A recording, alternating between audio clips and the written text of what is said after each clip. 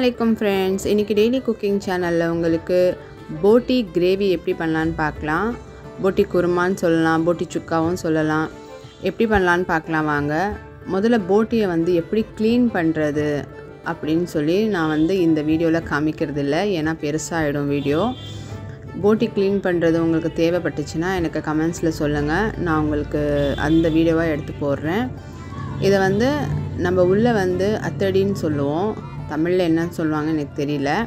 அதை நம்ம க்ளீன் பண்ணணும், எல்லாமே நல்லா க்ளீன் பண்ணி தான் நம்ம இதை சமைக்கணும். முதல்ல இதை என்ன பண்ணணும்னா, நல்லா சூடான தண்ணியில் இதை போட்டுடணும்.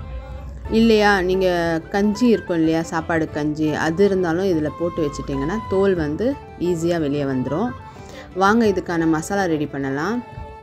நான் 6 வெங்காயம் எடுத்திருக்கேன், 2 தக்காளி எடுத்திருக்கேன், பெரிய தக்காளி. இதை நல்லா கட் பண்ணி நம்ம வச்சுக்கலாம். ஃபஸ்ட்டு நம்ம போட்டி குருமா செய்கிறோன்னா நம்ம யோசிப்போம், ஐயோ பெரிய வேலையாச்சேன்னு சொல்லி.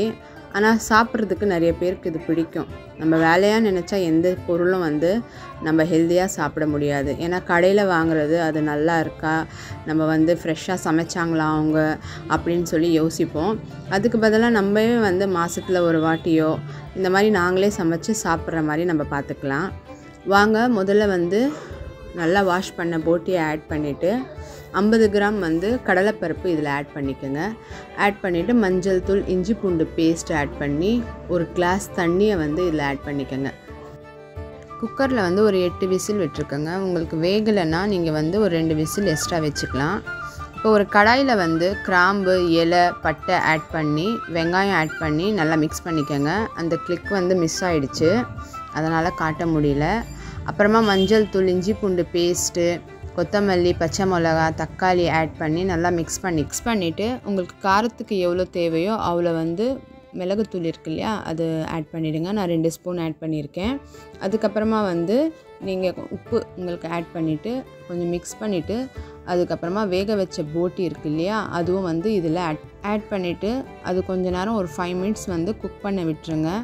குக் ஆகிட்ட பிறகு நீங்கள் இது அப்படியே சர்வ் பண்ணலாம். இல்லை உங்களுக்கு நல்லா கிரேவியாக வேணும்னு நீங்கள் நினச்சிங்கன்னா தேங்காய், 2 கிராம்பு, ஒரு ஏலக்காய் ஆட் பண்ணி நல்லா ஃபைன் பேஸ்ட்டாக அரைச்சி அதுவும் இதில் ஆட் பண்ணிவிடுங்க. என்னடா இதில் கரம் மசாலா எதுவுமே போடலையேன்னு நீங்கள் நினைப்பீங்க.